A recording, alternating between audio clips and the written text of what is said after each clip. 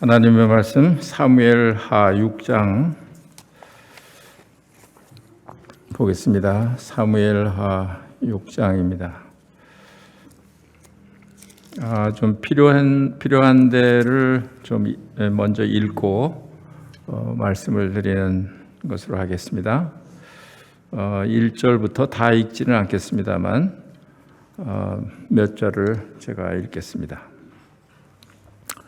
1절부터 제가 읽겠습니다. 다윗이 이스라엘에서 뽑은 무리 3만 명을 다시 모으고 다윗이 일어나 자기와 함께 있는 모든 사람과 더불어 바알레 유다로 가서 거기서 하나님의 궤를 메우려 하니 그 궤는 그룹들 사이에 좌정하신 만군의 여호와의 이름으로 불리는 것이라.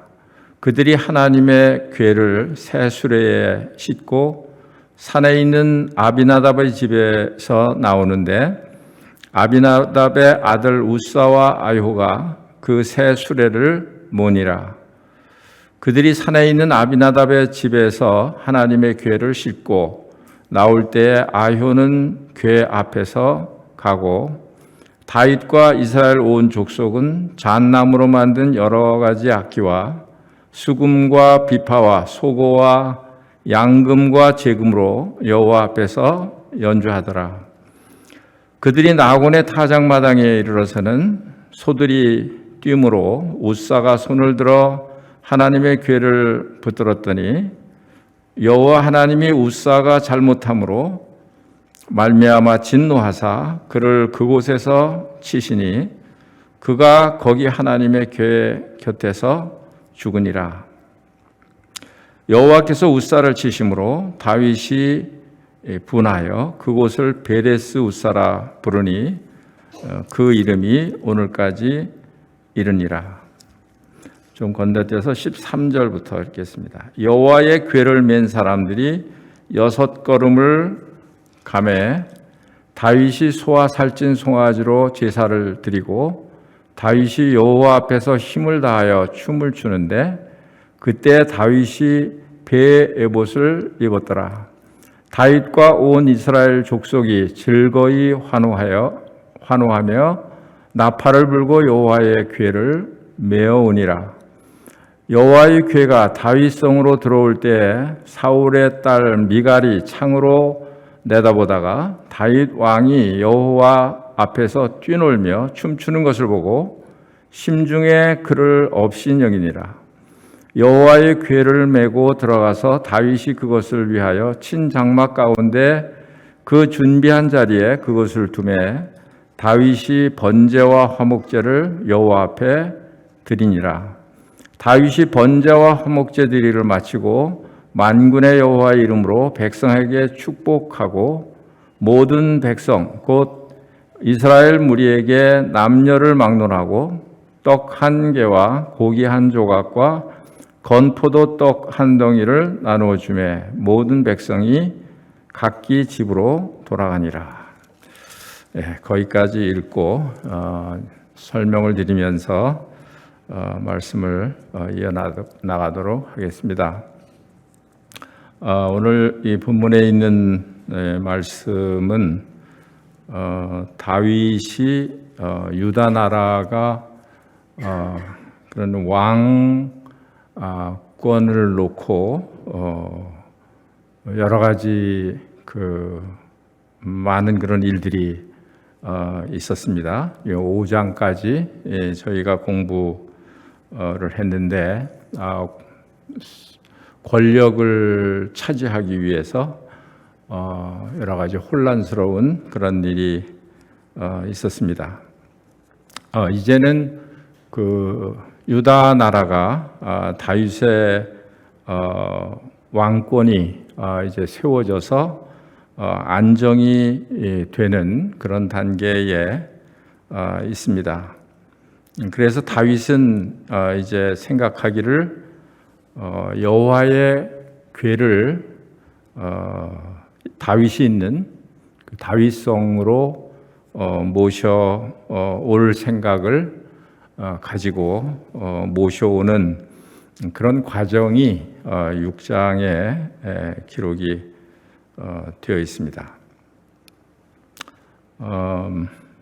이 언약궤, 법궤라고도 하는데 그것은 그 출애굽 후에 성막을 지으라고 말씀하실 때 그 성소, 지성소 안에 있는 그런 법궤였습니다.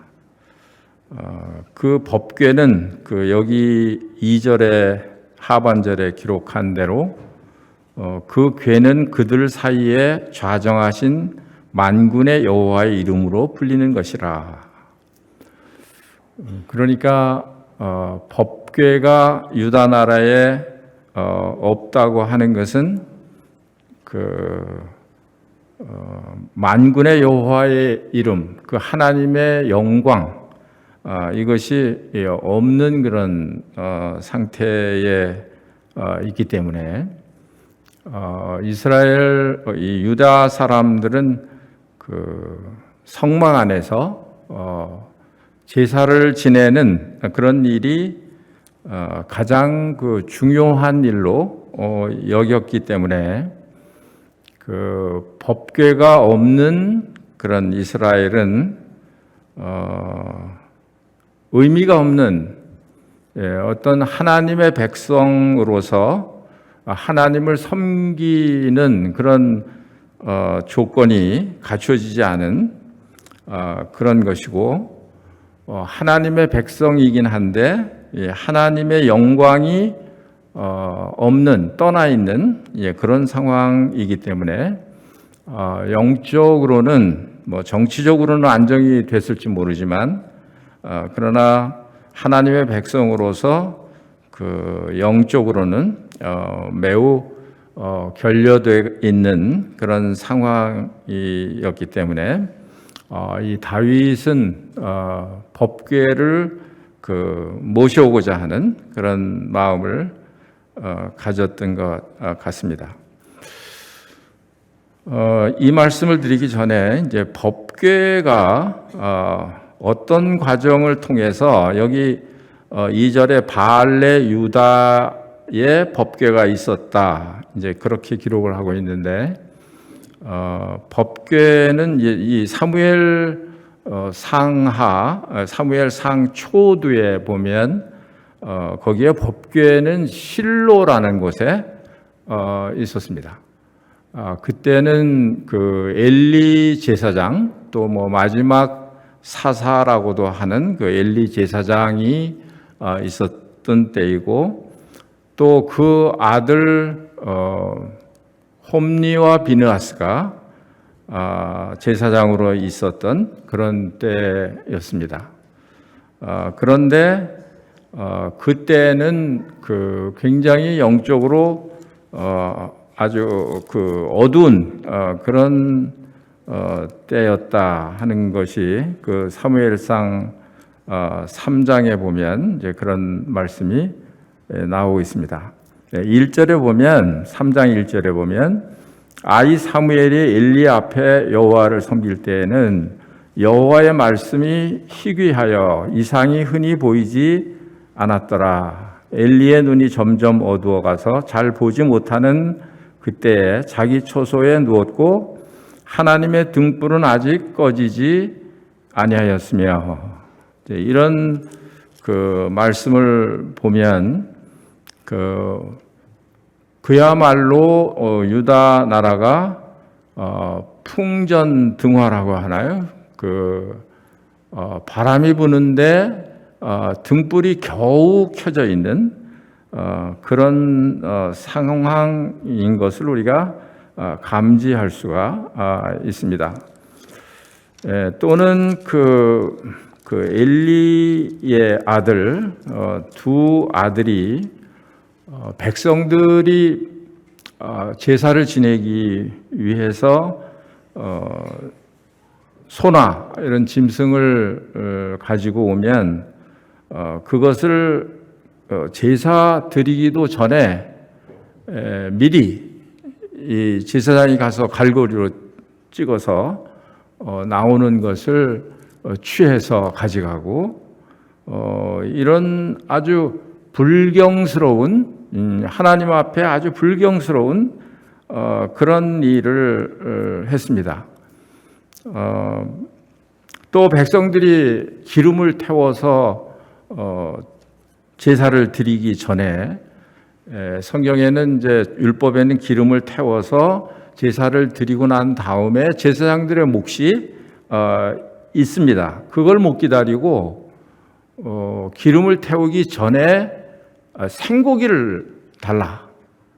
그래서 안 주면 백성들한테서 그것을 빼앗아다가 그것을 취해서 먹는 이런 그 제사장들이 섬기는 그런 때였습니다.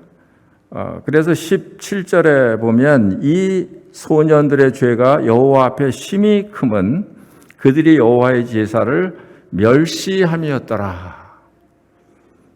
여호와의 제사를 멸시했다. 이건 뭐 여호와를 멸시하는 것과 같은 것이죠. 또 22절에 보면 엘리가 매우 늙었더니 그의 아들들이 온 이스라엘에게 행한 모든 일과 회막문에서 수종드는 여인들과 동침하였음을 듣고 이러한 그 여러 가지 일 때문에 하나님께서는 블레셋이라는 이방 나라를 이 유다를 침공하도록 그렇게 허용을 하십니다. 뭐 어느 시대에나 하나님께서 하시는 방법입니다. 하나님의 백성이 하나님을 떠나서 외면하고 멸시하고 타락하고 우상을 섬길 때 그럴 때 이방 나라 평소에 멸시하던 그런 멸시를 받던 그런 이방 나라를 들어서 이제 싸우기 위해서 아벡이라는 곳에 모여 있습니다. 싸웠는데 어떻게 됐겠습니까? 보나마나 블레셋 나라의 유다 사람들이 졌습니다. 그래서 성경에 보니까 4,000명이 전쟁에서 죽어가는 그런 상황이었습니다. 그러니까 이 유다 나라가 급해서 다윗도 급했죠. 그래서 생각을 한 것이 실로에 있는 그 법궤를 가지고 오면 아마 하나님께서 우리로 하여금 이 전쟁에서 승리하게 하실 거다. 빨리 가서 법궤를 가져오도록 했습니다. 그래서 법궤를 가지고 왔는데도 불구하고 전쟁에서 패했어요. 그래서 죽은 유다 사람들이 3만 명이나 많은 숫자가 죽었습니다. 그럴 수밖에 없죠. 이런 그 하나님이 보실 때 아주 근심스러운 옳지 않은 이런 상황에 있었기 때문에 여호와의 제사를 멸시하는 이런 그 아주 어두운 그런 상황에 있었기 때문에 실패하고 거기에서 이 엘리 제사장이 의자에서 떨어져 목이 부러져서 죽고 또 그 아들 홈리와 비느하스도 죽고 또 블레셋 나라의 이 법궤는 빼앗기고 그렇게 된 그런 상황입니다. 법궤를 빼앗겼는데 그 상황을 사무엘상 4장 21절에는 이렇게 말씀하고 있습니다. 이르기를 영광이 이스라엘에게서 떠났다 하고 아이 이름을 이가봇이라 하였으니 하나님의 궤가 빼앗겼고 그의 시아버지와 남편이 죽었기 때문이며 또 이르기를 하나님의 궤를 빼앗겼으므로 영광이 이스라엘에서 떠났다 하였더라. 이제 이런 이스라엘 나라가 이런 상황에 있었습니다. 지금 우리 이제 이 법궤에 관해서 주목하고 있는데, 그럼 블레셋 사람이 빼앗아간 이 법궤는 어떻게 되느냐 하면 블레셋 나라에 아스돗이라는데 다곤 신당이 있었는데 그 다곤 신당 옆에 그 법궤를 놓아두었습니다. 어떻게 됐을까요? 가 있지 않아야 할 곳에 법궤가 가 있는 것이죠. 또 이 블레셋 사람들은 여호와의 궤를 자기들이 섬기는 그런 신중에 다곤 그런 신당에다가 신중에 그냥 하나처럼 이렇게 방치를 했습니다. 그랬더니 이 블레셋 나라에 독종이 일기 시작을 했습니다. 그래서 블레셋 나라에 7개월로 기억을 합니다만 7개월 동안을 블레셋 나라에 있으면서 많은 사람이 독종으로 인해서 죽어가기 시작을 했습니다. 그랬더니 블레셋 사람들이 영문을 모르잖아요. 그러니까 그 높은 관리들을 모아놓고 이야기를 하는 겁니다. 우리 블레셋에 어떻게 이렇게 악한 독종이 퍼져서 갑자기 이렇게 사람들이 죽게 됐느냐? 그 이유가 뭐냐? 이런 것을 이제 이야기를 하다가 아마 어떤 신하가 얘기를 했겠죠.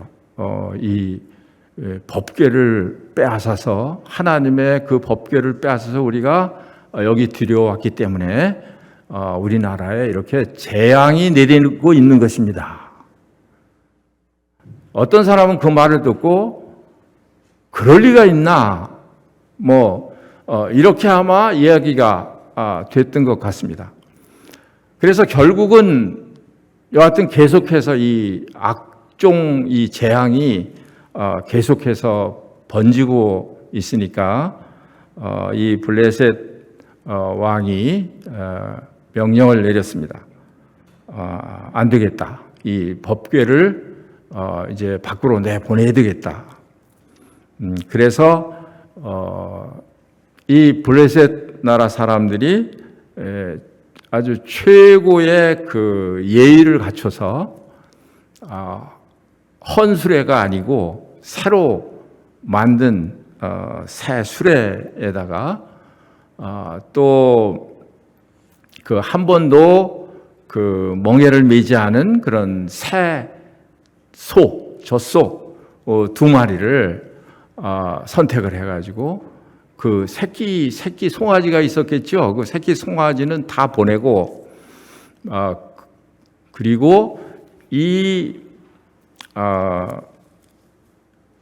궤가 이 수레가 어디로 가는지 우리가 보자 이렇게 이야기가 된 겁니다. 그래서 그냥 누가 그 수레를 인도하는 게 아니에요. 왜냐하면 진짜 이게 하나님께로부터 왔는지 아니면 그냥 우연히 이렇게 이런 일이 생긴 건지를 지금 알려고 하는 것이죠. 그러니까 이 수레를 앞에 세우고 이 수레가 베세메스는 이제 이스라엘에 속한 그런 지역입니다.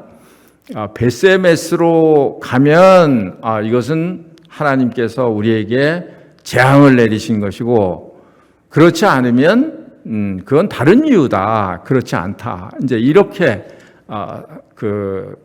생각을 한 겁니다. 그래서 그렇게 수레에다가 법궤를 싣게 해서 이제 소로 하여금 가도록 그렇게 했는데 이 소가 너무 잘 알죠. 하나님께서 아시니까 이 소를 잘 이렇게 조종을 하셨겠죠. 어디로 갔을까요? 그 블레셋 사람들이 얘기한 이 소가 베세메스로 가는 거예요. 거봐라. 이건 틀림없이 우리가 이 하나님의 법궤를 우리 땅에 와서 이렇게 했기 때문에 내려지는 재앙이다. 이렇게 이제 생각을 하고 그렇게 베세메스로 들어가는 것을 보고 그리고 이 블레셋 사람들은 뒤에서 보다가 이제 자기네 나라로 돌아갔습니다. 그런데 문제가 또 생겼습니다. 베세메스의 사람들이 아마 잘 몰랐던 것 같아요. 율법을 잘 몰랐던 것 같습니다. 그래서 궁금하잖아요. 그 법궤 안에 무엇이 들어있는지. 그러니까 그 법궤 안을 들여다봤어요. 그래서 또 베세메스 사람들이 70명 아니면 또 거기에 뭐 괄호해놓고 5만 70명 이렇게 기록이 되어 있습니다. 그러니까 5만 70명인지 70명인지 정확하지 않지만 여하튼 많은 사람들이 베세메스에서 죽게 되죠.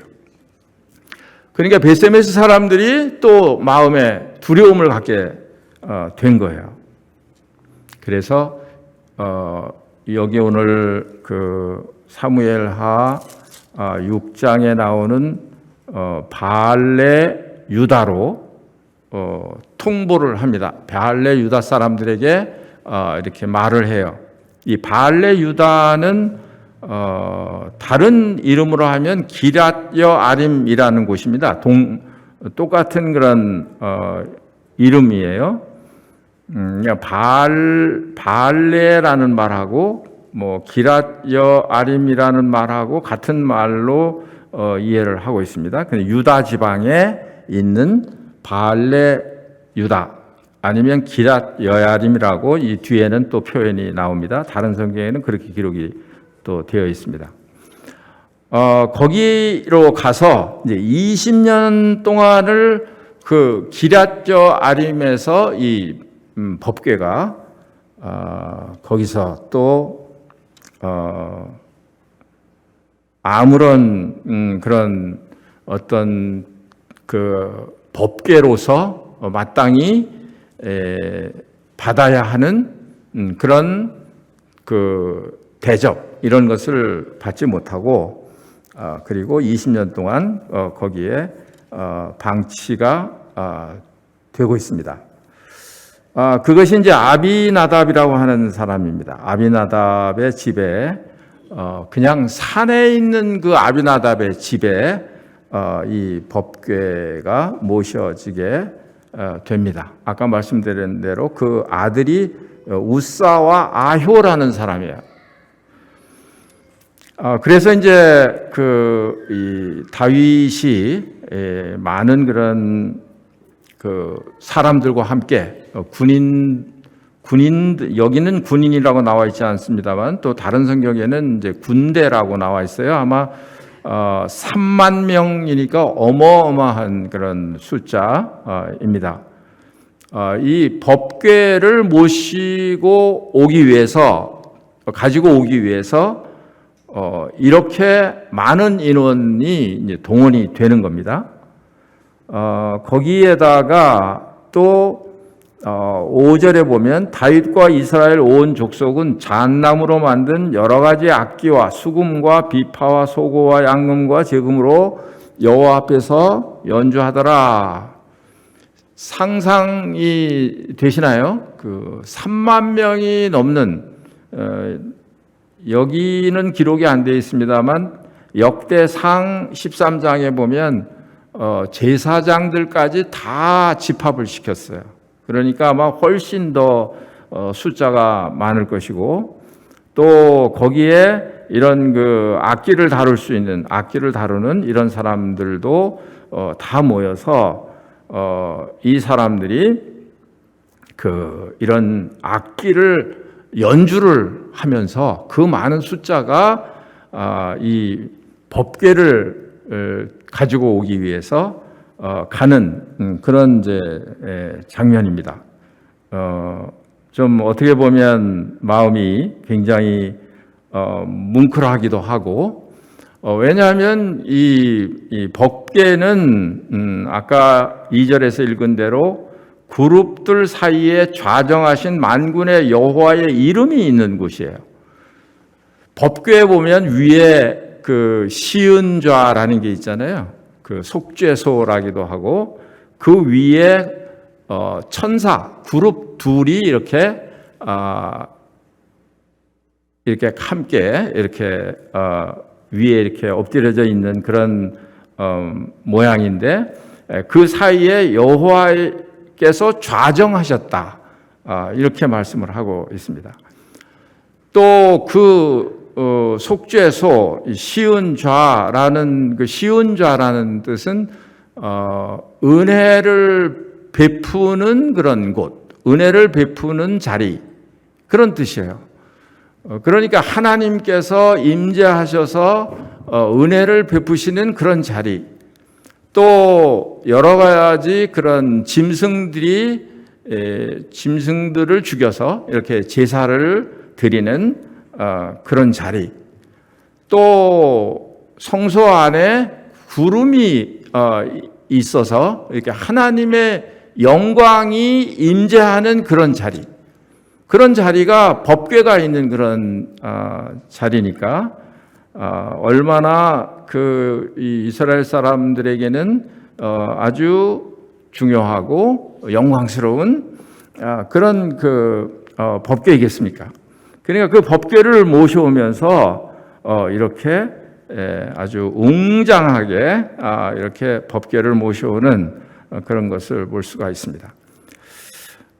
우리 신약 시대하고 이것을 이제 대입시켜서 생각할 수 있습니다. 사실은 이때 그런 모습이 오늘날의 하나님의 교회에서도 같은 그런 모습이라고 생각이 되는 겁니다. 이 교회가 그때 이스라엘 사람들 못지않게 하나님의 교회가 그런 것이죠.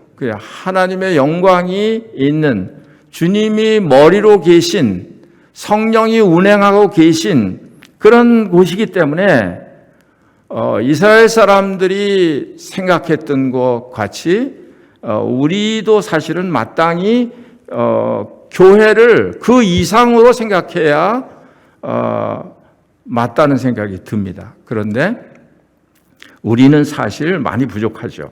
그래서 이스라엘이 사람들이 생각하는 것만큼도 우리가 생각하지 못하고 있는 이제 그런 우리 자신들을 이제 발견하게 됩니다. 이렇게 하면서도 여기에 그냥 쉽게 그 법궤를 모시고 오질 못했어요. 사건이 생긴 거예요. 어떤 사건이 생겼냐 하면 다윗으로서도 또 이스라엘 사람들로서도 전혀 예상하지 않은 그런 뜻밖의 일이 벌어진 거예요. 그게 뭐냐 하면 여호와의 궤를 가지고 오는데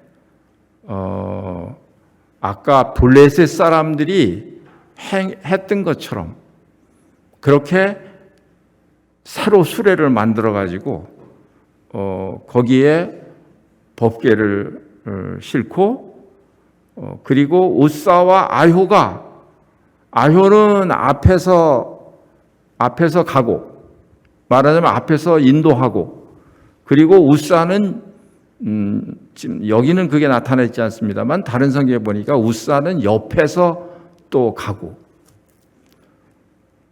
이제 이건 좀 이제 하나님의 율법에 기록한 그런 말씀하고는 안 맞는 거예요. 이 법궤는 이렇게 운반하면 안 되는 겁니다. 그 고핫 사람, 그 레위족인 고핫 사람이 어깨에 메고 이동하도록 그렇게 말씀을 하셨어요. 그리고 레위 사람 고핫 자손이라고 할지라도 그 성물에는 손을 대면 안 돼요. 그래서 이 큰 막대기 2개를 네 귀퉁이에다 고리를 만들어서 거기에 꿰고 고핫 사람들이 이렇게 4사람이서 이렇게 메고 운반하도록 그렇게 율법에는 아주 명시가 되어 있는데 그런데 이 아비나답이나 우사나 아효가 뭐 어떤 사람은 이 사람들이 뭐 그 고핫 자손이 아니고 레위 지파가 아니고 뭐 유다 지파라기도 하고 그렇게 합니다만, 그러나 이제 많은 분들이 이분들도 고핫 자손이고 또 레위 자손이고 이렇게 이제 보고 있습니다. 그래서 그런 것은 이제 문제가 없는데 뭐가 문제입니까? 새 수레에다가 끄는 거예요. 수레에다가 이렇게 가지고 가는 겁니다. 근데 이 표현이 좀 이렇게 우리가 읽어도 이상하잖아요. 우사와 아효가 그 새 수레를 모으니라. 그래서 모으니라. 하나님의 법궤입니다. 이것은. 그러니까 정말 귀중한 것이기 때문에, 그래서 아마도 어깨에 매서 이렇게 운반하도록 그렇게 율법에 기록을 했는지 모르겠어요. 그런데 그런 것은 그거는 것을 모르고 아마 알아도 그렇게 했는지 모르겠습니다만, 수레에다가 그것을 싣고 그 수레를 모는 거예요. 그러니까 이 소를 모는 겁니다. 소를. 그러니까 이게 하나님께서 보실 때 이게 얼마나 좀 불경스럽게 이렇게 보셨을까 하는 생각이 듭니다. 그런데 뭐 그렇게 또 간 게 아니고 가다가 6절에 보니까 그들이 나곤의 타작마당에 이르러서는 소들이 뛰므로 우사가 손을 들어 하나님의 궤를 붙들었더니, 얼른 생각하면 아니 그러면 뭐 이 궤가 그냥 수레에서 떨어지도록 그냥 놓아줬어야 되나? 붙들지 말고? 그게 잘하는 건가? 그래도 우사가 붙들어서 땅에 떨어지지 않고 그래도 수레에 있지 않았느냐? 잘한 게 아니냐? 뭐 이제 이렇게 생각할 수 있겠습니다. 그냥 우리가 하나님 말씀 모른다면 말이에요. 그런데 하나님은 하나님께서 말씀을 하실 때 우리가 어떤 뭐 이해가 되는 그런 이해가 되지 않으면 그 말씀대로 그냥 안 하고 적당히 해도 되는 그런 것이 하나님 말씀이 아니잖아요.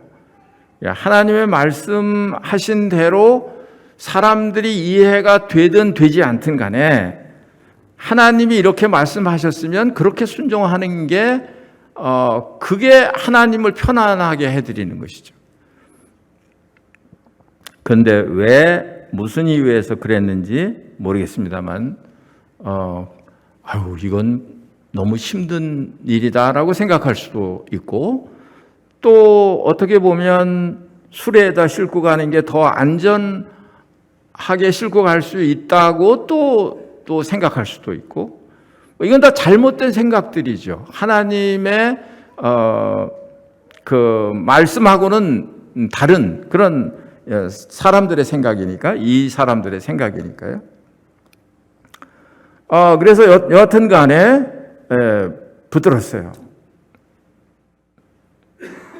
실제로 보니까 여호와 하나님이 우사가 잘못함으로 그랬습니다. 말미암아 진노하사 그를 그곳에서 치시니 그가 거기 하나님의 궤 곁에서 죽으니라.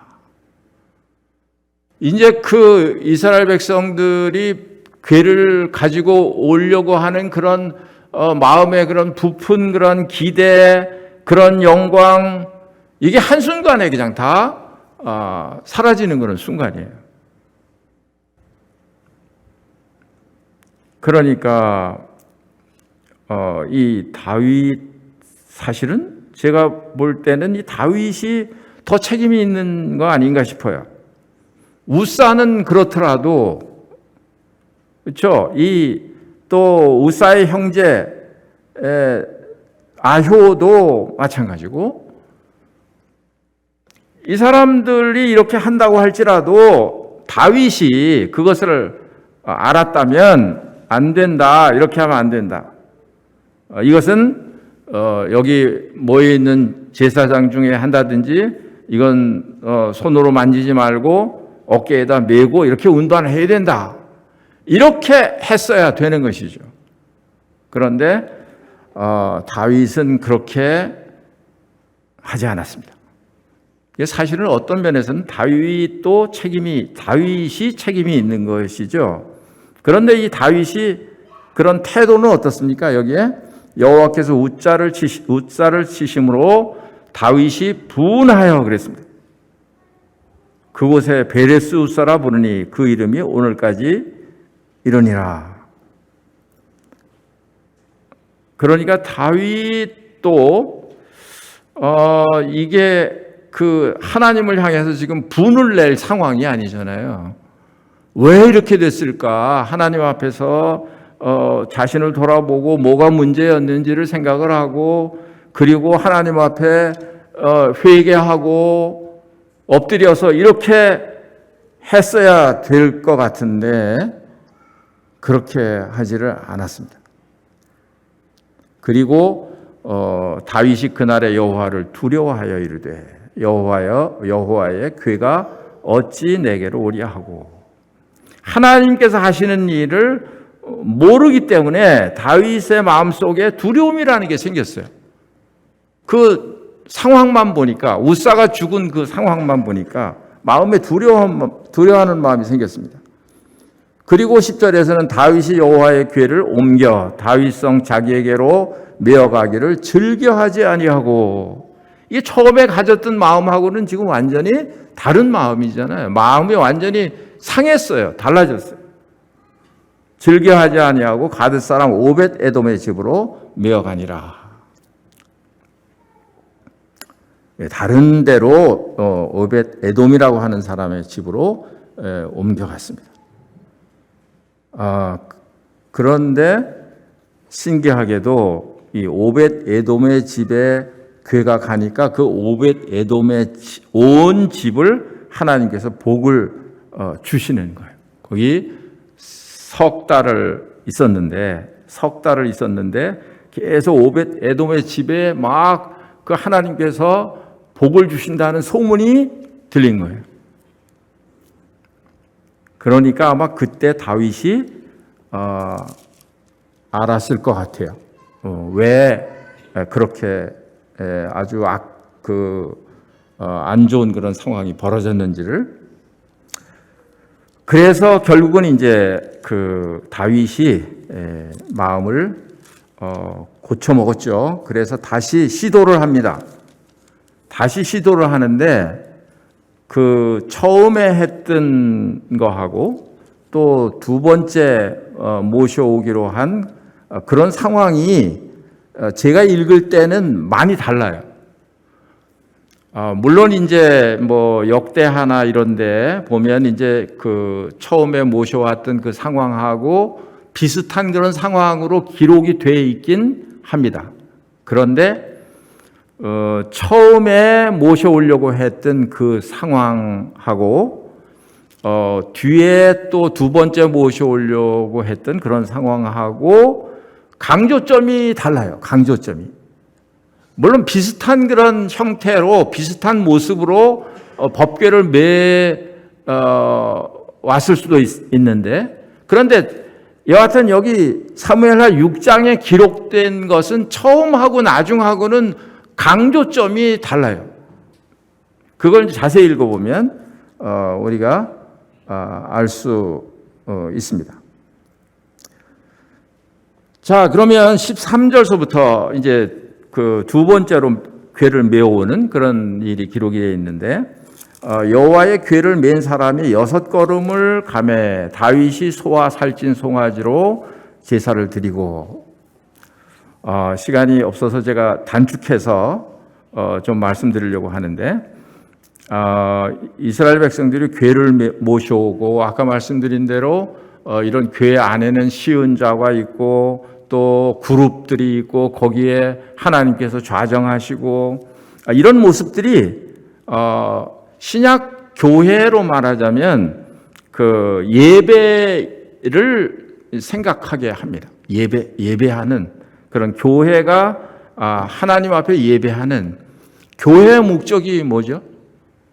예배하기 위해서 하나님께서 교회로 부르신 거예요. 뭐 여러 가지 초대교회에도 많은 그런 그 일들이 교회 안에서 있었습니다만 뭐 성경을 가르치는 것도 있었을 테고 기도하는 것도 있었을 테고 또 뭐 전도하는 것도 있었을 테고 교제하는 것도 있었을 테고 그렇지만 이런 모든 것들이 초대교회 때는 그 떡을 떼기 위해서 모이는 목적이 떡을 떼기 위한 그런 목적이었다 하는 걸 우리가 사도행전을 보면 알 수가 있습니다. 초대교회 성도들은 모이는 목적이 떡을 떼기 위해서 모인 것이죠. 그것은 이제 주님 앞에 예배드리기 위해서 이렇게 모였다. 이렇게 우리가 볼 수 있습니다. 그래서 여기에서 이제 그 여러 가지 그런 그 예배에 대한 그런 특징들이 나타나 있습니다. 그것을 간단하게 몇 가지 살펴보고 마치려고 합니다. 그래서 이 법궤는 합당하게 잘 대하면 복을 받죠.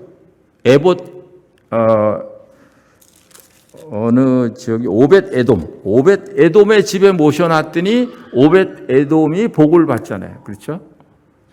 그렇지만 합당치 않게 이 법궤를 대할 때는 어떻게 해요? 화를 입죠. 화를 입어요. 그러면 이게 이제 신약에 와서는 어떨까? 신약에 와서도 우리가 생각할 때는 다르겠지라고 생각을 하는데 성경을 보니까 다를 바가 없는 거예요. 고린도전서 11장에 보시면 거기에 주의 만찬이 매우 귀중해서 교회들에서 주의 만찬을 사도행전의 초대교회 때는 모여서 아주 기쁨과 즐거움으로 떡을 나누고 이런 이제 아주 아름다운 그런 영광스러운 하나님 앞에 그런 예배를 드리는 이런 모습들이 나타나 있는데 그런데 또 그렇지 않은 고린도 교회 같은 경우는 그렇지 않았습니다. 만찬을 대할 때 물론 이제 그 교회는 뭐 분쟁도 있었고 음행 사건도 있었고 그런 여러 가지 문제들이 있어서 이 만찬을 하는데 또 이 만찬을 막 서로 갖다 먹으려고 아마 오늘날은 이게 기억하기 위한 것이기 때문에 이렇게 상징물을 가지고 우리가 주님을 기억하고 있습니다만은 아마 초대교회 때는 실제로 그런 떡과 잔을 먹고 마시는 그런 형태였던 것 같습니다. 그러니까 그 먼저 온 사람들이 떡을 갖다가 막 다 먹고 배부르고 또 포도주를 다 마셔서 술에 취하고 있고 이렇게 되니까 주의 만찬이 사실은 구약시대 때 사람들이 법궤를 제사 지내는 것을 멸시한 것처럼 신약교회에서도 그런 일들이 벌어졌죠. 그럴 때 어떻게 했나요? 하나님은 은혜로우신 분이니까 그냥 아무런 일도 일어나지 않았습니까? 그렇지 않았어요. 초대교회 고린도 교회에 그 징계가 임하는 것을 볼 수가 있습니다. 그래서 많은 사람들이 병들고 죽은 사람도 있고 그렇게 고린도서 11장에 보면 자세히 기록이 되어 있습니다.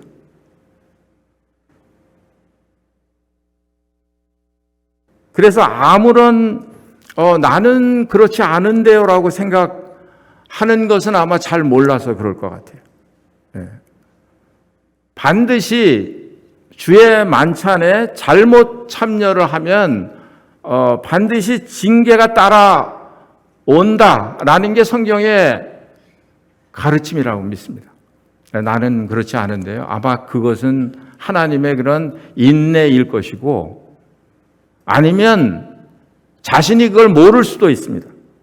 악을 행하는 각 사람의 영에게 환난과 곤고가 있다고 말씀을 하셨잖아요. 근데 아마 그렇게 합당치 않게 주의 떡을 먹고 잔을 마시는 사람에게는 어떤 육신적으로 아무런 일이 일어났지 않았을지라도 그 영은 이미 환난과 곤고 속에 들어가 있을 거라고 생각을 해요. 왜냐하면 하나님은 자기를 사랑하시는 자를 징계하신다고 히브리서에 말씀하고 있기 때문에 그렇습니다. 그래서 징계가 없으면 사생자라고 말씀을 하신 거예요. 그러니까 사실은 주의 만찬을 대하는 우리의 그런 자세도 달라져야 된다고 생각을 합니다. 그 영에게 환난과 공고가 임하는 것뿐이 아니고 그것이 계속되면 아마 점점 더 피부에 느끼도록 그런 징계가 다가올 수 있습니다. 그러니까 이 주의 만찬은 매우 우리가 자기를 살피고 그리고 주의 만찬에 참여해야 되는 그런 것이지, 법궤를 경솔하게 멸시하는 이런 태도로 하나님의 말씀이 어떻든지 간에 그냥 자기의 마음대로 하고 싶은 대로 참여하고 싶으면 하고 안 하고 싶으면 안 하고 늦게 오고 싶으면 늦게 오고 그래도 괜찮고 그런 게 아니란 말이죠. 우리가 교회로 모일 때에는 무엇 때문에 모인다고요? 하나님께 예배드리기 위해서 모인다고. 첫 번째 이유가 그것이에요. 그런데 그룹 사이에 여호와 하나님이 좌정하신다고 말씀을 하시잖아요. 우리에게도 똑같은 거예요. 두세 사람이 내 이름으로 모인 곳에 내가 함께 하겠다고 말씀하신 거죠. 만약에 여러분과 제가 여기에 그리스도께서 우리의 예배를 받기 위해서 여기에 좌정하고 계신다고 할 때 우리의 태도가 어떨까요? 주님은 기다리시는데 우린 늦어도 될까요? 물론 이제 불가피하게 늦을 수는 있겠습니다만 그것이 그냥 습관처럼 돼서 그렇게 한다면 그것은 저는 주의 만찬을 경솔하게 대하는 것이 아닌가 하는 그런 우려를 갖게 되는 것이죠. 그래서 저희가 만찬으로 모일 때 정말 하나님 앞에 내가 예배드리러 온 사람처럼 그렇게 우리가 모여야 된다 하는 것이죠. 물론 성도들과 인사하고 대화하고 교제하고 이런 즐거움도 분명히 있습니다만은, 그러나 그것도 중요한데 그에 앞서서 더 중요한 건 하나님과 나 사이의 그런 일이에요. 그런 관계인 거죠.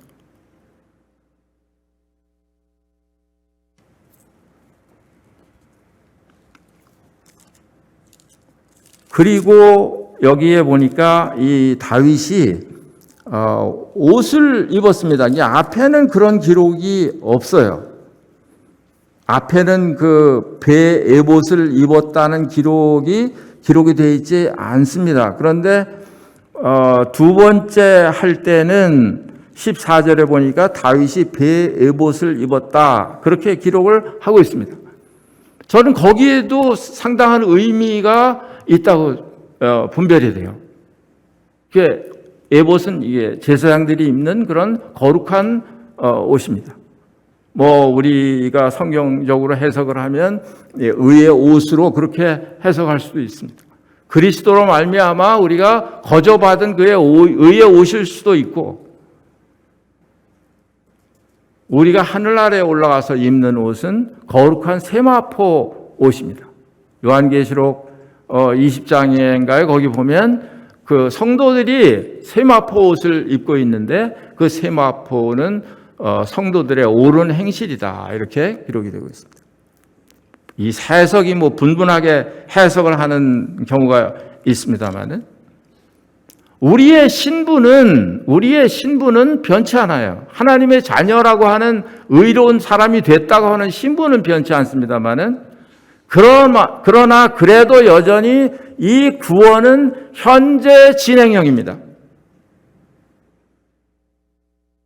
현재 진행형이에요. 영화롭게 될 때까지 진행형이에요. 계속 진행하고 있는 거예요.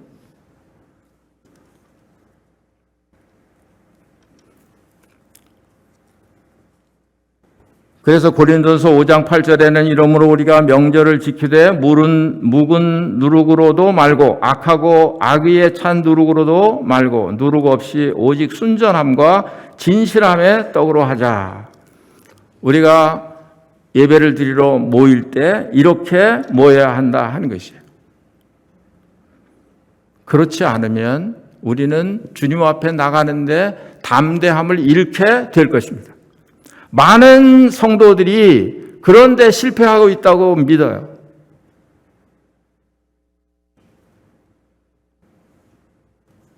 로마 12장 1절에 말한 대로 그러므로 형제들아 내가 하나님의 모든 자비하심으로 너희를 권하노니 너희 몸을 하나님이 기뻐하시는 거룩한 산 제물로 드리라. 이는 너희가 드릴 영적 예배니라.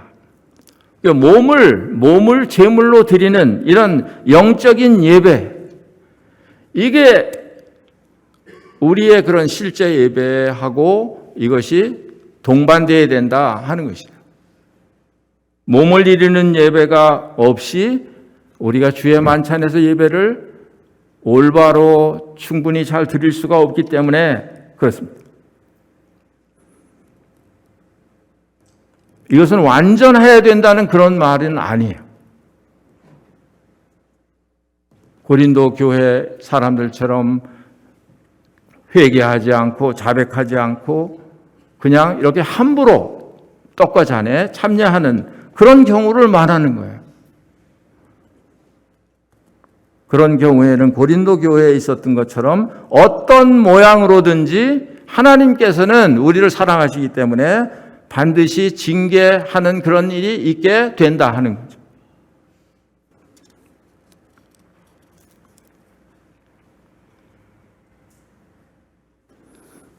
그 다음에 첫 번째하고 두 번째하고 이거 한 가지만 말씀드리고 마치겠습니다. 조금 다른 점이 뭐냐 하면 이 두 번째 할 때는 다윗이 여호와 앞에서 했습니다. 여호와 앞에서 힘을 다하여 춤을 추는데 그때 다윗이 베옷을 입었더라. 다윗과 온 이스라엘 족속이 즐거이 환호하며 나팔을 불고 여호와의 궤를 메어오니라. 이때는 백성들이나 다윗이나 온 마음을 다해서 환호하는 거예요. 춤을 추면서 기뻐하는 거예요.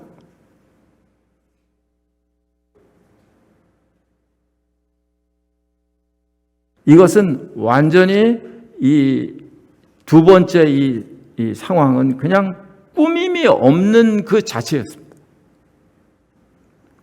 그런데 그 아내인 누구죠?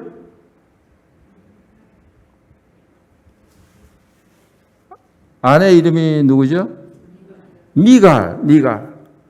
자기 아내라고도 말 안 해요. 사울의 딸이라고 합니다. 사울이 불순종한 것처럼 이 딸도 그것을 이렇게 이어받아서 뭐가 뭔지 구분을 못하는 거예요. 다윗이 춤을 추고 이렇게 법궤가 들어올 때 기뻐하고 백성들이 환호하고 이런 것을 보고 이 미갈은 비웃었어요. 왕이 체면도 없이 저렇게 신하들, 부인들 앞에서,